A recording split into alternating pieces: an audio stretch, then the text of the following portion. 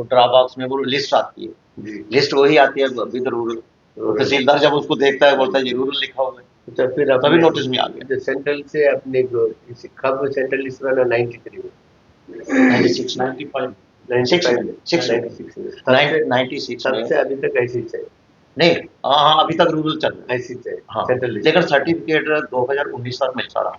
हाँ? जब तक यूटी नहीं बना ना जी तब तक ऑफलाइन था, तो सेंट्रल गवर्नमेंट वाला भी मिलता सीट सर्टिफिकेट मिलता था, सेंट्रल नहीं मिलता था। नहीं सेंट्रल भी मिलता था। वो क्या है कि कोई रूरल की केयर नहीं करता था, कोई इतना तहसीलदार सोचता नहीं था कि रूरल अर्बन का कोई डिफरेंस नहीं था, वो देता था सबको। मतलब कानून में किताब कानून में रूरल था, रूरल में पहले से अभी तक रूरल लिस्ट है, अभी तक रूरल चलता है।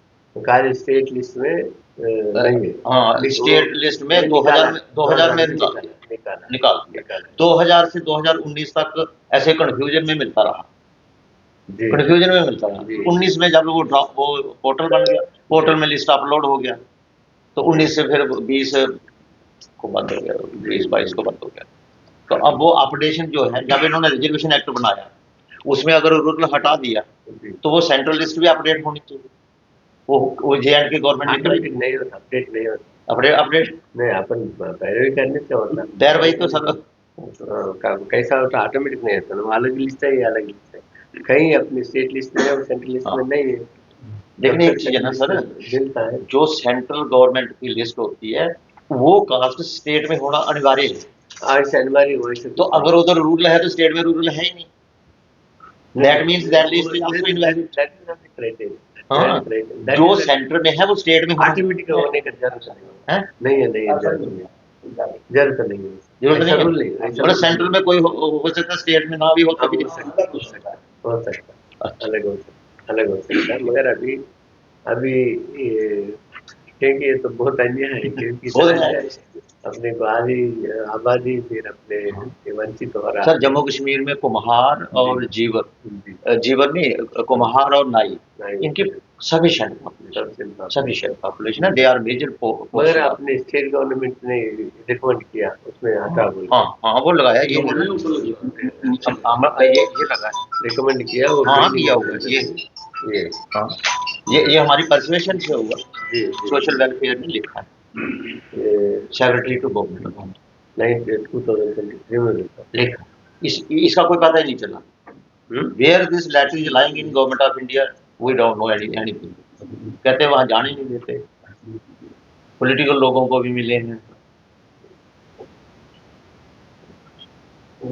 मोर्चे और लक्ष्मण से भी चिट्ठी लिखवाई।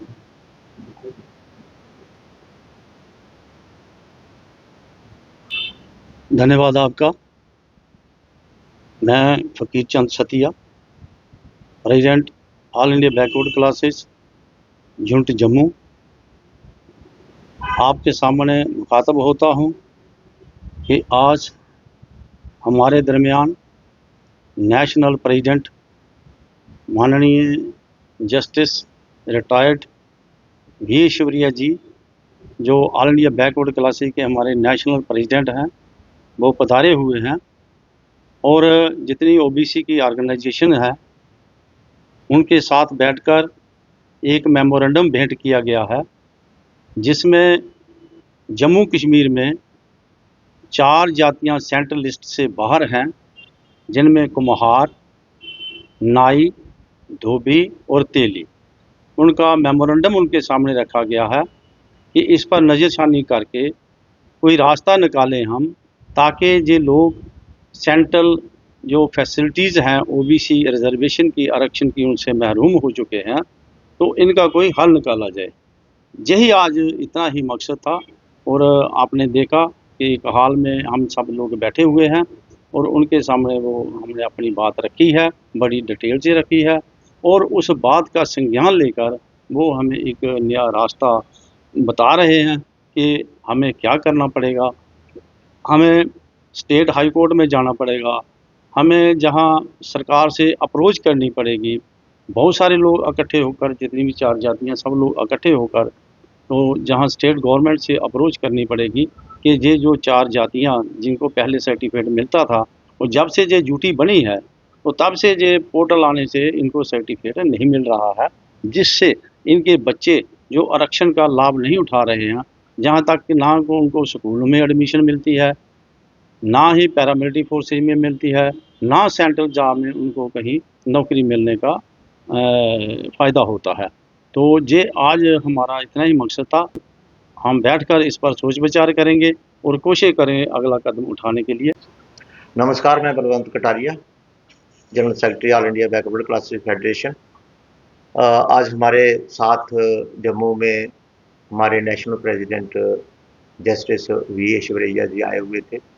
हमारी ओबीसी के सभी जो ऑर्गेनाइजेशंस के OBC Mahasabha, all India backward classes union, federation, Sain Samaj Sabha, सभी ऑर्गेनाइजेशंस के नुमाइंदे जो हैं जज साहब से मिले हैं।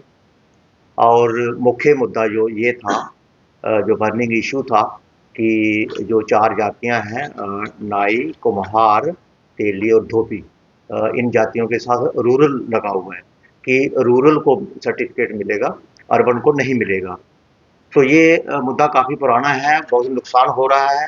तो जस्टिस साहब से आज हमने मीटिंग में ये मेन मुद्दा यही रखा कि हमारी हेल्प करें और हमें गाइड करें कि ये जो रूरल वर्ड है कैसे हटाया जा सकता है और हमें अपने सेंट्रल गवर्नमेंट की रिजर्वेशन का जो बेनिफिट है हमारे बच्चों को मिले। तो शीघ्र से शीघ्र, मैं कहता हूँ दी अर्लीस्ट ये हटे तो कैसे ये हो सकता है, इस पर गहन चिंता हुई है आज हमारी।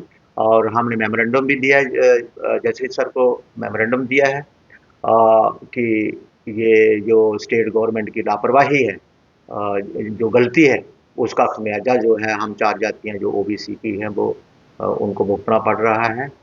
ग्रेव इनजस्टिस जो है वो जम्मू कश्मीर के इन 4 जातियों के बच्चों के साथ हो रहा है।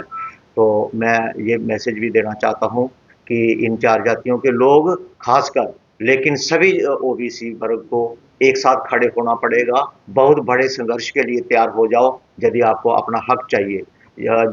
जस्टिस सर ने हमें बताया है कि ये गलती स्टेट गवर्नमेंट की है, छोटी सी गलती है, लेकिन इसका नुकसान बहुत भारी हो रहा है। उस नुकसान को रोकने के लिए हमें बहुत बड़ा संघर्ष करना होगा और उसके लिए तैयारी करनी होगी। साथियों, सभी ओबीसी वर्ग को आने वाले समय के लिए कोर्ट में भी जाना पड़ सकता है, जम्मू कश्मीर हाई कोर्ट में भी जाना पड़ सकता है और एक बहुत बड़ा संघर्ष के लिए भी तैयारी करनी होगी। तभी हमें ये अपना हक जो है वो वापस जो है हमारा रिस्टोर हो जाएगा।